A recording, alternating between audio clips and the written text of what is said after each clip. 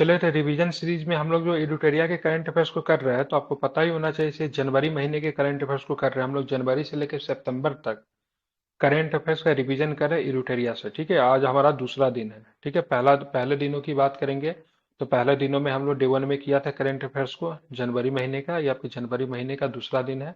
और perfection eyes के current affairs को हम लोग ने जनवरी से लेकर मई तक के करंट अफेयर्स को हम लोग कर चुके हैं। ठीक है, जून और जुलाई उसका अभी तक नहीं आया है। ठीक है, तो देखेंगे भारत यूनेस्को की विश्व धरोहर समिति के 46वें सत्र की मेजबानी करेगा। ठीक है, तो भारत की बात करेंगे तो 21 से लेकर 31 जुलाई 2024 तक नई दिल्ली में यूनेस्को की विश्व धरोहर समिति के 46वें सत्र की पहली बार अध्यक्षता करेगा। ठीक है, तो भारत जो है यूनेस्को की विश्व धरोहर समिति के पहली बार आयोजन करने वाला है, मतलब अध्यक्षता करने वाला, मतलब दिल्ली में इसका आयोजन होगा, जो कि कितने नंबर का सत्र है? तो 46 नंबर का सत्र है। कितने नंबर का सत्र है तो क्या बताएंगे? तो 46 नंबर का सत्र है। ठीक है, यूनेस्को की विश्व धरोहर समिति का सत्र हर वर्ष आयोजित होता है, जिनमें 21 देशों के प्रतिनिधि शामिल होते हैं। ठीक है, तो इस बार तो 46वां सत्र है, लेकिन हर वर्ष मतलब क्या होता है, ये आयोजन होता है। और इसमें कितने सदस्य हैं? तो 21 सदस्य देशों के प्रतिनिधि शामिल होते हैं। तो 21 सदस्य देशों के प्रतिनिधि शामिल होते हैं, ये भी आपको ध्यान में रखना है। ठीक है, किसी देश के स्थल किसी देश के स्थल या संपत्ति को विश्व धरोहर की सूची में शामिल करने का फैसला यह समिति करती है। ठीक है, अब बात करेंगे किस देश का कौन सा स्थल। ठीक है, किस देश का कौन सा स्थल इस समी या फिर कोई संपत्ति विश्व धरोहर की सूची में जाएगा, वो कौन तय करता है? तो यही तय करता है। ठीक है, मतलब यही समिति जो होती है वो तय करता है। इस समिति का प्राथमिक उद्देश्य की बात करेंगे तो सांस्कृतिक और प्राकृतिक संपदाओं के संरक्षण के लिए अंतर्राष्ट्रीय सहयोग के महत्व पर प्रकाश डालते हुए यूनेस्को विश्व धरोहर स्थलों की मतलब क्या करना है? सूची तैयार करना है। इसको भी आपको ध्यान में रखना चाहिए। ठीक है, अब आगे चलेंगे तो कौन सा प्रश्न है, जरा उस पर भी हम लोग ध्यान देते हैं।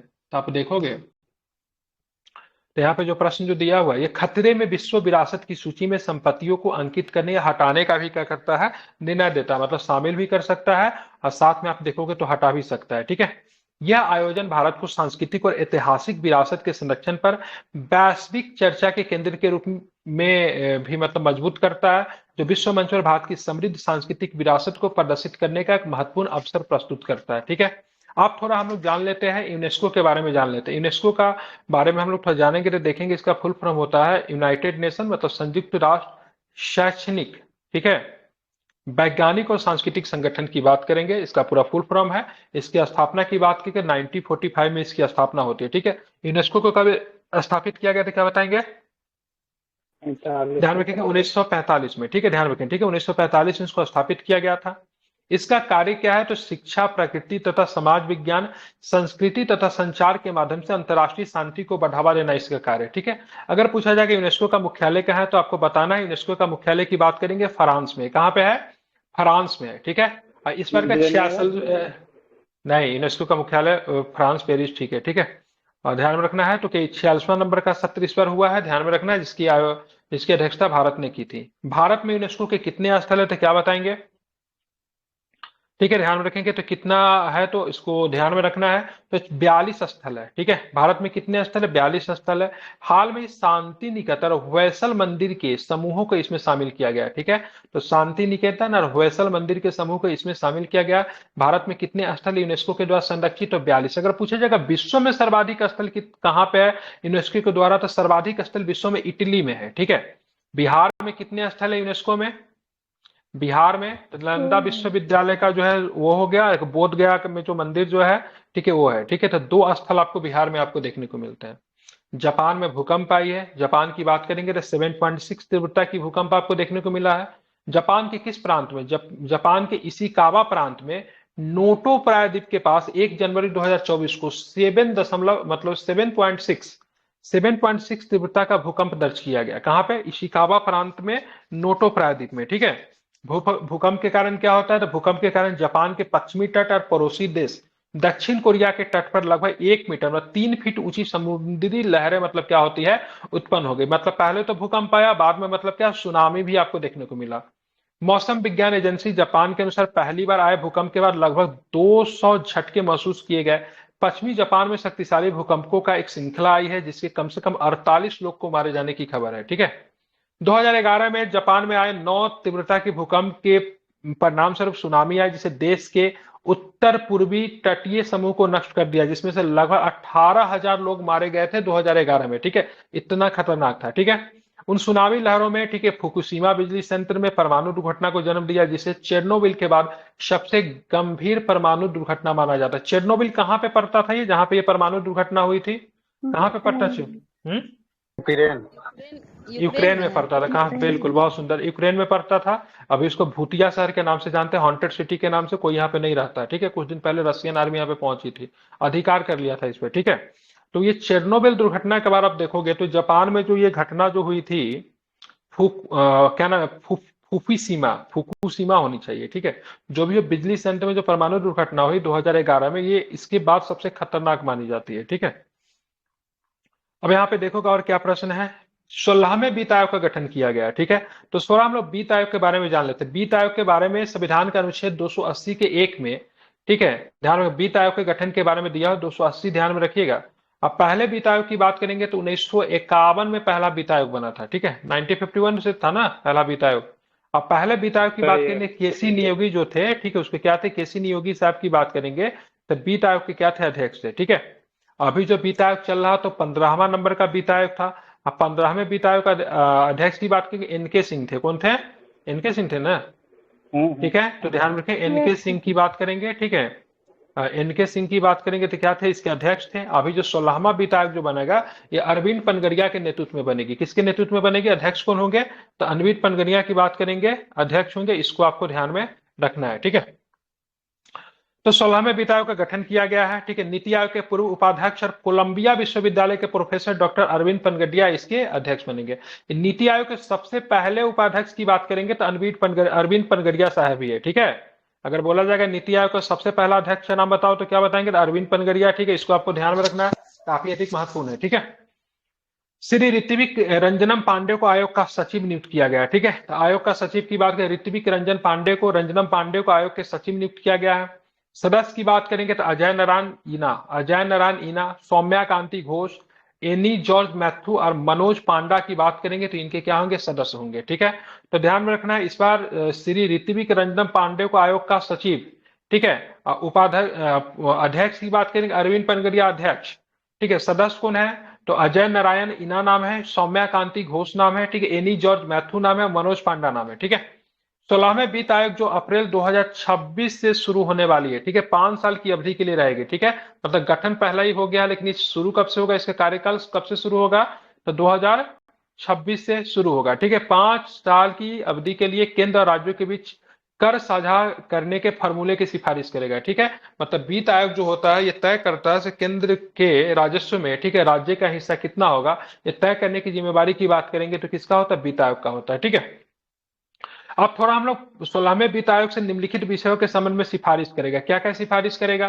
तो संघ और राज्यों के बीच में करों को निवल आय का वितरण जो संविधान के भाग 12 के अधीन उनके बीच विभाजित किया जाना है या किया जा सकता है। ठीक है, जो सिद्धांत भारत की संचित निधि में से राज्यों के राजस्व को सहायता अनुदान को नियंत्रित करे और संविधान के अनुच्छेद 275 के अधीन राज्यों के उनके राजस्व में सहायता अनुदान के रूप में अनुच्छेद के खंड 1 के प्रावधानों को विनिर्दिष्ट परियोजनाओं के अलावा अन्य परियोजनाओं के लिए भुगतान की जाने वाली, लेकिन मुझसे मेनली ये आपको समझना है, वित्त आयोग क्या करता है, केंद्र एवं राज्यों के बीच में धन किस अनुपात में बटेगा, कितनी होगी, उसके बारे में तय करता है। ये 5 साल के लिए फिक्स नहीं होता, प्रति वर्ष बताता है इस बार केंद्र के द्वारा राज्यों को कौन सा अनुदान दिया जाएगा। ठीक है, कितना हिस्सा दिया जाएगा।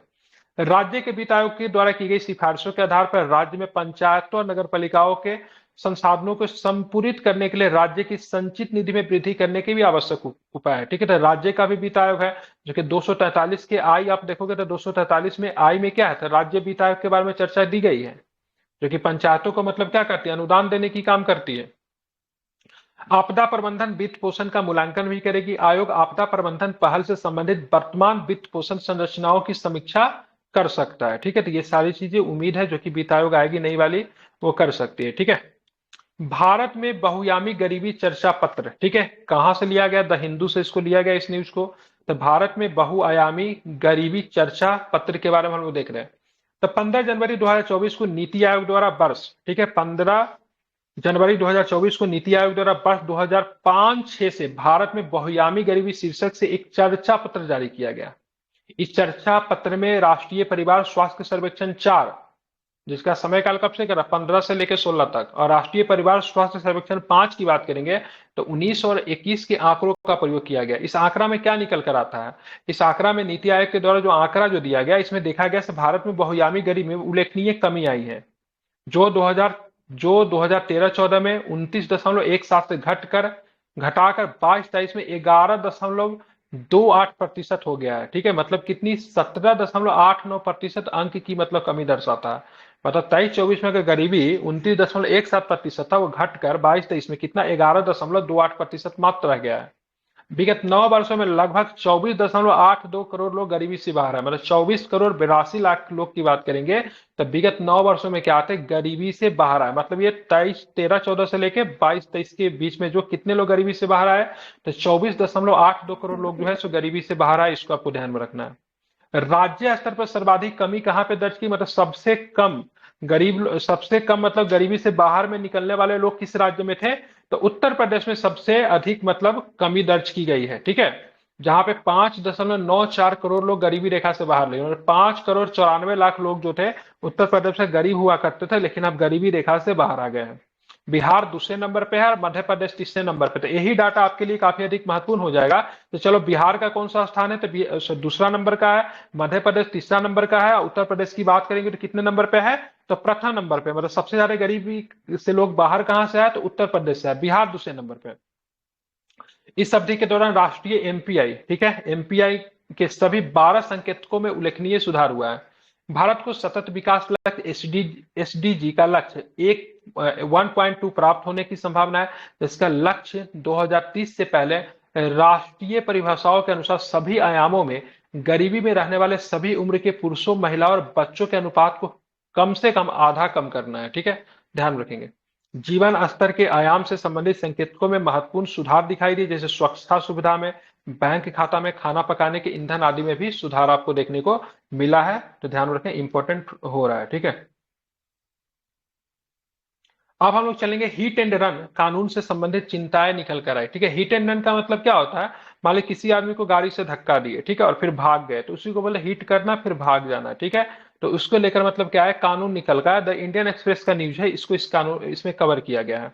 तो भारतीय न्याय संहिता, ठीक है, जिसको बीएनएस कहा जाता है। ठीक है, बीएनएस की बात करेंगे, भारतीय न्याय संहिता की बात करेंगे कि विवादास्पद धारा 106 का सब क्लॉज 2 के प्रावधानों के अनुरूप महाराष्ट्र, छत्तीसगढ़, पंजाब, पश्चिम बंगाल जैसे राज्यों में ट्रांसपोर्टरों और वाणिज्यिक ड्राइवरों ने विरोध प्रदर्शन किया। ठीक है, इन लोगों ने क्या किया, विरोध प्रदर्शन किया है। कहां कहां पे, महाराष्ट्र में, सभी जगह पे हुआ, लगभग संपूर्ण भारत में ही आपको देखने को मिला है, लेकिन मेनली महाराष्ट्र में, छत्तीसगढ़ में, पंजाब में, पश्चिम बंगाल जैसे राज्यों में ट्रांसपोर्टर जो थे, ठीक है, ट्रक वाले, मेनली उन्होंने विरोध प्रदर्शन किया। ठीक है, कानून में विरोध प्रदर्शन करने का रीजन क्या है, क्यों किया है उन्होंने विरोध प्रदर्शन, तो ये धारा हिट एंड रन की घटनाओं के लिए गंभीर दंड का प्रावधान करती है, जो ड्राइविंग समुदाय के बीच में असंतोष का केंद्र है। हालांकि देशव्यापी ट्रक चालकों का आंदोलन समाप्त हो गया, क्योंकि सरकार ने आश्वासन दिया है कि वह हिट एंड रन के खिलाफ विवादास्पद कानून लागू करने से पहले हितधारकों से परामर्श जरूर करेगी। क्या है, तो भारत न्याय संहिता मतलब बीएनएस के अनुसार जो ब्रिटिश काल की भारतीय दंड संहिता आईपीसी का प्रतिस्थापन, इंडियन क्या होता है आईपीसी का मतलब क्या है, आईपीसी मतलब किस में चेंज हो गया, हाँ ठीक है, आईपीसी किस में चेंज हो जाएगा, तो बीएनएस में चेंज हो गया है। ठीक है, यदि कोई ड्राइवर लापरवाही से गाड़ी चलाने के कारण गंभीर सड़क दुर्घटना का कारण बनता है और फिर पुलिस या किसी अधिकारी को सूचित किए बिना चला जाता है, तो 10 साल तक की जेल या फिर 7 लाख रुपए तक का जुर्माना हो सकता है। मान लीजिए कोई व्यक्ति जो है, कोई ट्रक ड्राइवर, फिर कोई भी ड्राइवर, ठीक है, अगर गाड़ी चला रहा है, ठीक है, उससे किसी व्यक्ति का एक्सीडेंट होता है, तो वो बिना किसी को सूचित किए हुए या फिर बिना उसको मदद किए अगर भाग जाता है, तो ऐसे कंडीशंस को 10 साल तक की जेल हो सकती है या फिर 7 लाख रुपए का जुर्माना हो सकता है। मतलब सरकार के द्वारा कहने से, चलो तुमसे गलती हुई, तुमने ठोकर मार दिया, ठीक है, तुम वहां पे रुको, उसको हॉस्पिटल ले जाओ, उसको मदद करो। ठीक है, इन लोगों का कहना है अगर हम रुके तो पब्लिक तो हमारा भाई, समझ ही रहे ना पब्लिक क्या करेगी, पब्लिक तो आओ ना ताओ देखे इनको पीटना शुरू कर देगी। ठीक है, तो बोल इनका कहना है हम लोग जान के नहीं भागते, हमारे जान पे बन सकती है, हमसे तो गलती हो गया, अब हम वहां पे रुकेंगे तो पब्लिक हमें मार के खराब कर देगी। ठीक है, इसलिए हमको वहां से भागना पड़ता है मजबूरन। और सरकार का कहना से नहीं, आपके भागने की वजह से क्या होता है, वो व्यक्ति किसी भी व्यक्ति का अगर ठोकर अगर लगता है ना, तो अगर उसका तुरंत अगर उसका इलाज करवाया जाए, एट द टाइम पे अगर इलाज करवाया जाए, तो व्यक्ति का बचने का बहुत अधिक चांस होता है। रीजन क्या होता है, हिट एंड रन मामले में सबसे बड़ा प्रॉब्लम क्या होती है, ठोकर लगने के बाद लोग भाग जाते हैं, और जिसकी वजह से ब्लीडिंग शुरू होता है, उस व्यक्ति की जान चली जाती है। लेकिन अगर एट द टाइम अगर उसको स्वास्थ्य सुविधा अगर दिया जाए, तो उसका जान बच सकता है। ठीक है, तो इसीलिए सरकार का कहना है आप रुकिए वहां पे, ठीक है, भागिए मत, उनको इलाज मुहैया करवाइए, उनको हॉस्पिटल ले जाइए, लोगों को सूचित कीजिए, पुलिस को सूचित कीजिए। और इनका कहना है अगर हम ऐसा करेंगे तो उसमें समय लगेगा, पब्लिक आ जाएगी, फिर पब्लिक हमें ही मार देगी। ठीक है, यद्यपि यह ड्राइवर दुर्घटना के तुरंत बाद घटना की रिपोर्ट करता है, तो उन पर धारा 106(2) के स्थान पर 106(1) के तहत आरोप सिद्ध किया जाएगा। धारा 106 गैर इरादतन हत्या की श्रेणी में नहीं आने वाली मौत के लिए 5 वर्ष तक की सजा का प्रावधान है। नोट, आप पुराने कानून क्या कहता था इसके लिए, तो पुराने ब्रिटिश काल में, ठीक है, आईपीसी में हिट एंड रन मामलों के लिए कोई विशेष प्रावधान नहीं था। ऐसे मामलों में आईपीसी की धारा 304(1) के तहत कार्रवाई की जाती थी। उस समय उतना गाड़ी तो था नहीं ना, तो कानून भी ब्रिटिश कालीन जो कानून बनी है, ये मैकाले की कानून जो है, ठीक है, तो 19वीं शताब्दी की कानून है, तो उस समय कानून भी इसी हिसाब से बनी थी, उतनी गाड़ी तो थी नहीं उस समय। तो इस धारा के अनुसार लापरवाही में किए गए किसी कार्य के कारण किसी अन्य मृत्यु का कारण बनने वाले व्यक्ति को अधिकतम 2 साल का जेल या जुर्माना हो सकता है। तो इसमें अधिकतम 2 साल का जुर्माना है। ठीक है, अब देखिएगा भारत में इस कानून को, नए हिट एंड रन की कानून की आवश्यकता क्यों हुई, क्यों इस कानून को लाने की आवश्यकता हुई। तो वर्ष 2022 में लगभग 1.68 लाख, ठीक है, मतलब 1,68,000 से अधिक सड़क दुर्घटना मौतें दर्ज की गई। ठीक है, आधे से अधिक सड़क मौत राष्ट्रीय और राज्य राजमार्गों पर हुई, जो कुल सड़क नेटवर्क का मात्र 5% से भी कम है। सड़क दुर्घटनाओं के कारण देश अपने जीडीपी का 5 से 7% वार्षिक नुकसान भी झेलता है। जैसे सड़क दुर्घटना हुआ, लोग क्या करते, घेराव कर दिए, ठीक है, बंद कर दिया सड़क को, ठीक है, पूरा आवागमन क्या होगा, बाधित हो गया, 2-2 दिन तक जाम लगा हुआ है, ठीक है, चक्का चला रहे हैं, ठीक है, उसको क्या कर आग लगा देते हैं लोग। तो इससे 5 से 7% मतलब वार्षिक आर्थिक नुकसान मतलब झेलना पड़ता है जीडीपी का। इस कानून का उद्देश्य तेज गति और लापरवाही से गाड़ी चलाने को रोकना है, और उन लोगों को दंडित करना है जो पीड़ितों को सूचित किए बिना, उनकी मदद किए बिना घटनास्थल से मतलब क्या होता है, भाग जाते हैं। ठीक है, ध्यान में रखना है। आप चलेंगे सड़क दुर्घटनाओं की संख्या में कमी लाना तथा घायल व्यक्ति को त्वरित चिकित्सीय सुविधा, मतलब तुरंत जाके उनको चिकित्सीय सुविधा उपलब्ध करवाकर सड़क दुर्घटना से होने वाली मौतों में कमी लाया जा सकता है। अब ड्राइवर और जो प्रदर्शनकारी है, उनका चिंता क्या है। प्रदर्शनकारियों का तर्क है कि निर्धारित दंड, जिसमें 10 साल की कैद और 7 साल का जुर्माना, अत्यधिक गंभीर है, अतः बीएनएस 2023 की धारा 106(2) को वापस लेना चाहिए या फिर उनमें संशोधन करना चाहिए।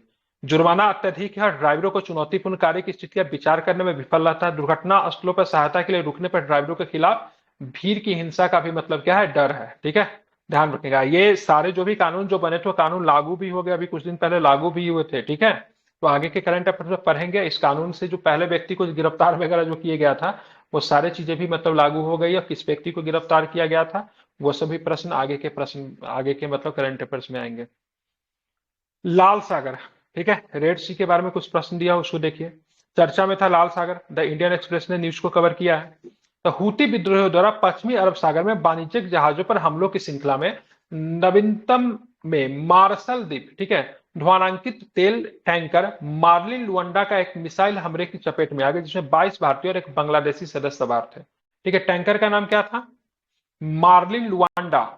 ठीक है, ध्यान रखेंगे। ठीक है, तो मार्लिन लुंडा जो था, एक टैंकर का नाम था, उसमें हूती विद्रोह के द्वारा हमला किया गया, जिसमें 22 भारतीय सवार थे और एक बांग्लादेशी सदस्य सवार थे। इस हमले के विरुद्ध भारतीय नौसेना के निर्देशित मिसाइल विध्वंसक आईएनएस विशाखापट्टनम ने त्वरित प्रतिक्रिया व्यक्त की।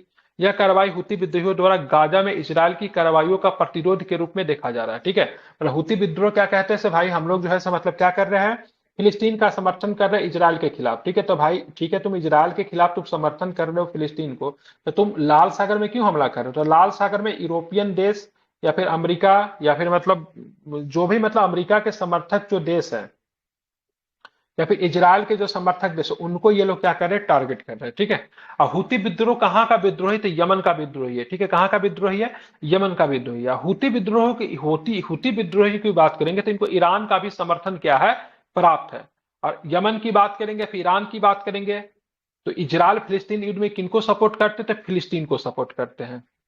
लेकिन हुती विद्रोह यमन सरकार के साथ एक दशक से जारी संघर्ष भी शामिल है। ठीक है, तो यमन में आप देखोगे तो संघर्ष जारी है, उसमें हुती विद्रोह है, साथ में यमन की गवर्नमेंट है।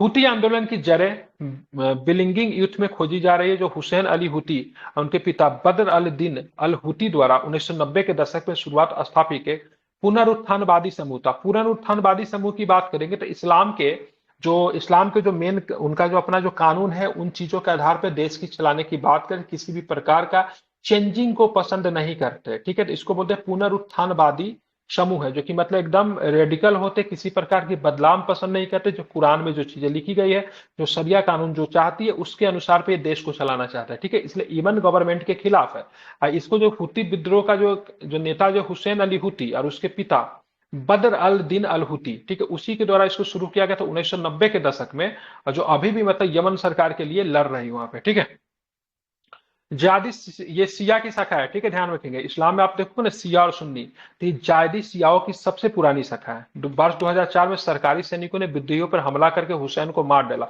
तब से सरकार ने प्रतिरोध को समाप्त करने के लिए जायदी के गढ़ सादा में कई सैन्य अभियान शुरू किए, जिसमें स्थानीय रूप से हुती आंदोलन कहा गया। ठीक है, अब ये सारे के सारे क्या हो चुके हैं, सरकार के विद्रोह में हो चुके हैं। और यमन में बात करें, यमन में क्या हो रहा है, तो यमन में गृह युद्ध हो रहा है। ठीक है, तो गृह युद्ध की बात करेंगे तो बहुत सारा इस्लामिक राष्ट्र में गृह युद्ध हो रहा है, यमन में हो रहा है, सीरिया में गृह युद्ध हो रहा है, तो सीरिया में भी शिया और सुन्नी के खिलाफ हो रहा है। तो कई जगहों पे आपको गृह युद्ध आपको देखने को मिलता है। अब लाल सागर का जो संकट जो है, ठीक है, लाल सागर का जो संकट जो, इससे भारत पे क्या असर पड़ेगा, तो नवंबर 2023 में यमन के हुती विद्रोह द्वारा लाल सागर में मालवाहक जहाजों पे हमले बढ़ गए। इसे मालवाहकों को अफ्रीका के दक्षिणी छोर पर केप ऑफ गुड के आसपास लंबे समय तक, ठीक है, पारगमन करने के लिए मजबूर किया गया, जिससे शिपमेंट महंगा हो जाएगा। मतलब भारत में जहाज आने के लिए अब इसको घूमकर कहां पे जाना पड़ेगा, केप ऑफ गुड होप से जाना पड़ेगा, जिसको उत्तमासा अंतरिप के नाम से जानते हैं, जिसकी खोज 1887 में किसने किया था, बार्थोलोमियो डिया, सॉरी 1487 में किसने किया था, नहीं 1587, 1587 में किसने किया था, बार्थोलोमियो डियाज ने किया था। ठीक है, जिसको उत्तमासा अंतरीप कहते हैं, या फिर केप ऑफ गुड होप के नाम से भी इसको जानते हैं। ठीक है, तो उस होकर जाना पड़ेगा, और जब उस होकर जाएगा तो दूरी बढ़ेगी, दूरी बढ़ेगी तो क्या होगा, ज्यादा भाई ईंधन चाहिए, ईंधन चाहिए तो क्या हो जाएगा, सामान महंगा हो जाएगा, और साथ में क्या होगा, समय भी ज्यादा लगेगी। तो इससे क्या हो जाएगा, ऑटोमेटिक सामान क्या हो जाएगा, महंगे हो जाएंगे। पश्चिमी गोलार्ध का लगभग 90% माल, चाहे वह भारत से आने वाला हो या फिर जहाज से भेजा गया, वो लाल सागर के माध्यम से जाता है। अब केप ऑफ गुड के माध्यम से भेजा जा रहा है, जिससे मतलब क्या होगा, सामान महंगी हो सकती है, और साथ में क्या हो सकती है, दूरी भी काफी लंबी हो गई है। ठीक है, और इसी के क्रम में एक प्रश्न और भी निकल कर, इसको द हिंदू ने कवर किया है। ठीक है, जिसको बोलते हैं भारत और मालदीव के बीच में विवाद जो था, बीच में काफी निकल कर आ गया था। ठीक है, रीजन क्या था, मालदीव में नई गवर्नमेंट आई, मोहम्मद मुइजी की सरकार आई। मोहम्मद मुइजी की सरकार की बात करेंगे तो चीनी समर्थक सरकार मानी जाती है। ठीक है, इंडिया आउट कैंपेन ऑलरेडी वहां पे मोहम्मद मुइजी जो था अपना इलेक्शन के दौरान भी चला रहा था। तो भारतीय प्रधानमंत्री के लक्षद्वीप दौरे पर मालदीव के मंत्री ने ट्वीट से भारत मालदीव के मध्य विवाद उत्पन्न हो गया, जिससे भारत और मालदीव के बीच में पहले से तनावपूर्ण संबंधों में और गतिरोध आ गया। इस विवाद की शुरुआत तब हुआ जब मालदीव के 3 उप मंत्रियों ने, ठीक है, प्रधानमंत्री नरेंद्र मोदी को लक्षद्वीप यात्रा के संबंध में नकारात्मक टिप्पणी की। ठीक है, हाल में ही मालदीव में हुए राष्ट्रपति चुनाव के पश्चात मोहम्मद मुज्जू, ठीक है, मालदीव के नए राष्ट्रपति चुने गए। मालदीव के राष्ट्रपति चुनाव को इंडिया फर्स्ट बनाम इंडिया आउट अभियान के बीच टकराव के रूप में देखा जा रहा है। ठीक है, इससे पहले की सरकार जो थी उनका कहना था इंडिया फर्स्ट। ठीक है, अभी की जो सरकार वो क्या कह रही है, इंडिया आउट। ठीक है, तो India first versus India out का कैंपेन चला था, कहां पे, मालदीव में। मोहम्मद मुइजू की जीत को इंडिया आउट कैंपेन की जीत के तौर पर देखा गया है। इंडिया आउट अभियान मालदीव की धरती पर भारतीय सेना की मौजूदगी के खिलाफ है। अब हम लोग बात करेंगे यहाँ पे, हालांकि भारतीय सेना वहां पे कोई बंदूक ताने हुए नहीं खड़ी है, भारतीय सेना उनके सपोर्ट के लिए, उनके एयरफोर्स को सिखाने के लिए, एयरफोर्स तो उनका कुछ है नहीं, छोटा मोटा मतलब जो भी उनका जो सैन्य काम होता है उनको सहायता प्रदान करने के लिए भारत ने उनको डोजियर विमान दे रखा है। डोजियर विमान को रख रखाव के लिए, उनको पायलटों को ट्रेन करने के लिए वहां पे भारतीय सेना का एक छोटा सा दल रहता है, जो कि बिना हथियार की रहती है। और मालदीव बनाम लक्षद्वीप की बात करेंगे, उनके अवलोकन के बारे में हम लोग बात करते हैं। तो मालदीव 1190 प्रवाल द्वीपों और 20 से अधिक एटोल के सामूहिक रेत के द्वीपों का एक समूह है, जबकि लक्षद्वीप 32 वर्ग किलोमीटर में 36 द्वीपों का एक समूह है। ठीक है, और लक्षद्वीप किसमें, तो आपको अरब सागर में है या फिर बे ऑफ बंगाल में, क्या बताओगे, लक्षद्वीप किसमें है, ठीक है, किसमें है? अरब सागर में है। ठीक है, तो ध्यान रखना ये लक्षद्वीप की बात करें अरब सागर में है और 36 द्वीपों का एक समूह है। इसका क्षेत्रफल की बात करें मात्र 32 वर्ग किलोमीटर है। ठीक है, जहां पे भारत का क्षेत्रफल है 32,87,263 वर्ग किलोमीटर, उसमें मात्र 32 वर्ग किलोमीटर का ये छोटा सा एक द्वीप है। ठीक है, ध्यान रखेंगे। आप चलेंगे और क्या है उसको भी जरा देख लेते हैं। पर्यटन की बात करेंगे तो वर्ष 2023 में मालदीव में लगभग 1.87 ट्रिलियन से अधिक पर्यटकों का दौरा किया, जबकि लक्षद्वीप में केवल 15,000 पर्यटक गए। ठीक है, तो लक्षद्वीप में पर्यटक की बात करेंगे तो काफी कम पर्यटक लक्षद्वीप पहुंचे थे, जबकि यहाँ पे 1.87 ट्रिलियन, सॉरी 1.87 मिलियन से अधिक पर्यटक ने वहां पे दौरा किया। 1 मिलियन में 10 लाख होता है। ठीक है, मतलब 18 लाख से अधिक, ठीक है, लोग जो थे मालदीव पहुंचे। पर्यटन के लक्षद्वीप के पर्यटन की संभावना की बात करेंगे तो सकारात्मक पक्ष देख लेते हैं तो भारतीय प्रधानमंत्री की हालिया लक्षद्वीप की यात्रा में लक्षद्वीप की पर्यटन क्षमता के प्रति आशावाद जगाया है। नियोजित विकास हो सकती है बंगाराम, भिरुना कक्कारा, चेरी ग्राम और सुलेही सुलेही चिड़ियाकारा जैसे द्वीपों पर पर्यटन के विकास के लिए आवेदन अपेक्षित है। मतलब यहाँ पे हो सकता है ये सब क्या, बंगाराम, ठीक है, भिरुना ककारा, चेरी ग्राम, सुलेही चिड़ियाकारा, ये सब लक्षद्वीप में क्या है, द्वीप है ये सब। ठीक है, चुनौती की बात करेंगे बहुत छोटा क्षेत्र है, केवल 10 बसे हुए द्वीपों, इसमें से कितने थे, 32, कितने द्वीप थे यहाँ पे, 36 थे ना, और 36 में कितने, केवल 10 ही जो है सो बसे हुए हैं। लक्षद्वीप अपने छोटे आकार के कारण सीमित संभावना है। पर्यावरणीय चिंताएं भी है। लक्षद्वीप प्रशासन द्वारा परमिट के पश्चात ही लक्षद्वीप में प्रवेश कर सकते। इनर परमिट लाइन की बात करेंगे तो इनर परमिट लाइन लक्षद्वीप में भी लागू होता है, मतलब लक्षद्वीप में आप डायरेक्ट नहीं जा सकते, वहां पे एक भर के आपको देना पड़ेगा। ठीक है, एक भर के देना पड़ेगा। इनर परमिट लाइन का मतलब एक होता है, फॉर्म होता है, उसके बाद आपको प्रवेश करने की अनुमति दी जाएगी। बुनियादी ढांचे की चुनौती है, सीमित हवाई और नौका कनेक्टिविटी, साथ ही अपर्याप्त आवास आदि आधारित संरचनाओं का अभाव है, होटल वगैरह वहां पे उतना नहीं है। ठीक है, और हवाई अड्डा की बात करेंगे तो वहां पे अगाती दो है ना, वहां पे एक अगाती है और एक कौन सा है, एक अगाती एयरपोर्ट है, एक और भी कोई, दो एयरपोर्ट है वहां पे ना। पिटली पिटली कौन?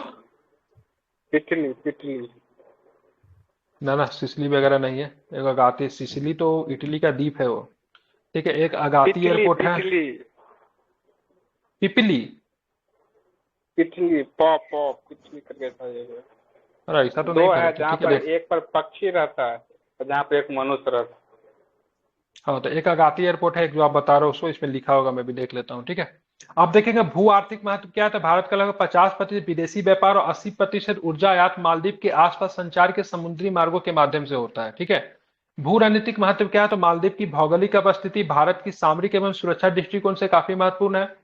सुरक्षा के दृष्टिकोण से अगर बात करेंगे तो मालदीव की भौगोलिक अवस्थिति इसे पश्चिमी हिंद महासागर, अदन की खाड़ी और हरमुज जल डमरू मध्य तथा पूर्वी हिंद महासागर मलक्का जल डमरू मध्य में प्रवेश एवं निकास बिंदुओं के बीच एक टोल गेट के रूप में भी देखा जाता है। ठीक है, तो अदन की खाड़ी और हरमुज जल डमरू मध्य हो गया तथा पूर्वी हिंद महासागर मलक्का जल डमरू मध्य के प्रवेश एवं निकास बिंदु के रूप में देखा जाता है। मतलब एक तरह से देखेंगे काफी स्ट्रेटेजिक लोकेशन पे ये है। ठीक है, ध्यान में रखना है। ठीक है, तो काफी अधिक महत्वपूर्ण है, इसको आपको ध्यान में रखना है और आपको अगाती एयरपोर्ट का नाम आपको जरूर ध्यान में रखना चाहिए। ठीक है,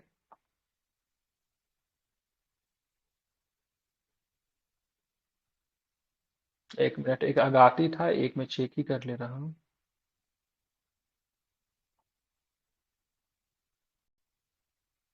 यहाँ पे एक ही देख रहा है, लक्षद्वीप है just one airport, just in Agatti island, एक ही दिखा रहा है। चलिए ठीक है, एक बार आप लोग भी चेक कीजिएगा। आप देखेंगे यहाँ पे ब्रिक्स का एक सम्मेलन हुआ था जिसमें से कुछ नए सदस्यों को ब्रिक्स में शामिल किया गया। ठीक है, अर्जेंटीना भी बहुत अधिक एक्साइटेड है, इसने भी बोले से मैं भी ब्रिक्स में शामिल होऊंगा। ठीक है, लेकिन बाद में इसने अपने नाम क्या लिए, वापस ले लिए। ठीक है, तो अर्जेंटीना के नए राष्ट्रपति जेबियर माइली ने ब्रिक्स में शामिल होने की अपने देश की योजना वापस लेने का मतलब निर्णय लिया है। ठीक है, तो यहाँ पे ब्रिक्स जो है सो अब मतलब क्या होगा, ब्रिक्स में अर्जेंटीना जो है सो आपका शामिल नहीं होगा, इसको आपको ध्यान में रखना। उसने अपने नाम क्या थे, तो अपने नाम वापस ले लिए। ठीक है, अगस्त 2023 में दक्षिण अफ्रीका के जोहान्सबर्ग में 15वें ब्रिक्स शिखर सम्मेलन में 6 देश कौन कौन शामिल हुआ है, तो मिस्र शामिल हुआ है, इथोपिया शामिल हुआ है, ईरान शामिल हुआ है, संयुक्त अरब अमीरात शामिल हुआ है, सऊदी अरब शामिल हुआ है और अर्जेंटीना शामिल हुआ। पहले से ब्रिक्स में 5 सदस्य थे और 6 ने बोला शामिल होंगे, मतलब सदस्यों की संख्या कितनी हो जानी चाहिए, 11 होनी जानी चाहिए। लेकिन बाद में अर्जेंटीना की बात की, अर्जेंटीना ने क्या किया, अपने आप को वापस ले लिया, तो अभी सदस्यों की संख्या कितनी है, 10 है। 5 पहले से थे और 5 अभी शामिल हो। कौन कौन? मिस्र शामिल हुए हैं, इथोपिया, ईरान, संयुक्त अरब अमीरात और साथ में सऊदी अरब। ठीक है, कौन वापस हो गया है, जिसने नाम अपने वापस ले लिया, अर्जेंटीना ने। ठीक है, 1 जनवरी 2024 तक समूह में शामिल होने के लिए आमंत्रित किया गया था। हम थोड़ा ब्रिक्स के बारे में लोग जान लेते हैं। ब्रिक्स दुनिया की अग्रणी उभरती अर्थव्यवस्था, ब्राजील, रूस, भारत, चीन और दक्षिण अफ्रीका के नाम से। B for Brazil, R for Russia, I for India, C for China, S for South Africa. ठीक है, ये बनाता है ब्रिक्स। ठीक है, ये कितने देश है? 5 देश है। ठीक है, अब 5 देश इसमें शामिल हुए। ठीक है, वर्ष 2001 में ब्रिटिश अर्थशास्त्री जिम ओनिल ने 4 उभरती अर्थव्यवस्थाओं ब्राजील, रूस, भारत और चीन का वर्णन करके ब्रिक्स शब्द को दिया था। तो ब्रिक्स शब्द को किसने दिया था? जिम ओनिल ने दिया था। किसने दिया था? जिम ओनिल ने दिया था। ब्रिक, ब्रिक का मतलब क्या? ईट होता है ना। तो BRIC शब्द दिया था। B for Brazil, R for Russia, I for India, C for China. ये शब्द किसने दिया था? ब्रिटिश अर्थशास्त्री, इसका नाम था जिम ओनिल। अब बाद में जो था, इसमें 2001 में ये नाम दिया गया था। 2006 में ब्रिक्स को औपचारिक रूप मतलब प्रदान किया गया। ठीक है, तो 2006 में ब्रिक्स को औपचारिक रूप प्रदान किया गया। लेकिन 2010 में क्या होता है, इसमें दक्षिण अफ्रीका शामिल होती है। और जब दक्षिण अफ्रीका शामिल होती है तो जो ब्रिक जो हुआ करता था, वह ब्रिक आपका क्या बन गया? तो वह ब्रिक्स बन गया। ठीक है, ब्रिक्स की बात करें, ब्रिक्स वैश्विक, ठीक है, आबादी में 41% वैश्विक सकल घरेलू उत्पाद में। ठीक है, आबादी में 41% का योगदान देता है विश्व में आबादी के। भाई जाहिर सी बात है ना, 300 करोड़ आबादी तो भारत और चाइना को मिला के हो जाएगा।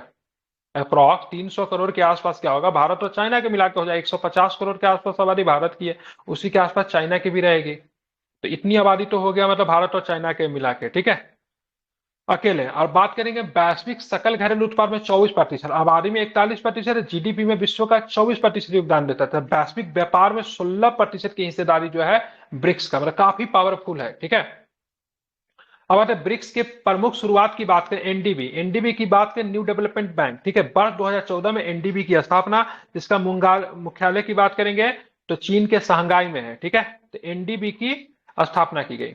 अब यहाँ पे देखेंगे ब्रिक्स भुगतान प्रणाली भी लाई गई। तो ब्रिक्स देश स्विफ्ट भुगतान प्रणाली के विकल्प के रूप में एक भुगतान प्रणाली सृजन करने का प्रयास कर। अब स्विफ्ट क्या है? स्विफ्ट एक भुगतान प्रणाली। आप बोलोगे सर स्विफ्ट का क्या काम है? तो जैसे मान लीजिए हमको अमेरिका पैसा भेजना है, तो अमेरिका पैसा आप नहीं भेज सकते डायरेक्ट, आपको एक स्विफ्ट कोड होता है। ठीक है, तो भारत के बैंक और अमेरिका के बैंक में, ठीक है, रिलेशन स्थापित करने के लिए एक स्विफ्ट कोड दिया जाता है। भारत के पास भी हर बैंक का अपना एक स्विफ्ट कोड होता है। उस स्विफ्ट कोड के माध्यम से क्या होता है, एक देश से दूसरे देश में पैसा जाता है। ठीक है, लेकिन ये स्विफ्ट पे पूरा एकाधिकार किसका है? यूएसए का एकाधिकार है। अभी जैसे रशिया के साथ जो रिलेशन खराब हुआ यूएसए का, तो स्विफ्ट कोड से रशिया को बाहर कर दिया। अब रशिया किसी भी प्रकार का वैश्विक भुगतान नहीं कर सकता। मान लीजिए रशिया का कोई यूट्यूबर है, तो भाई रशिया के यूट्यूबर कंटेंट डाला, तो यूट्यूब का पैसा कहां से आएगा? यूएसए से आएगा। उसको पैसा डॉलर में आ ही नहीं सकता, क्योंकि रशिया के किसी भी बैंक को स्विफ्ट का अधिकार नहीं दिया गया। तो इन लोगों ने बोला से देखो, ये रशिया अमेरिका की बात करेंगे तो एक अधिकार है, कभी भी किसी के साथ रिलेशन खराब होगा सीधे स्विफ्ट से बाहर कर देगा और किसी प्रकार का व्यापार वगैरह सब कुछ बंद हो जाएगा।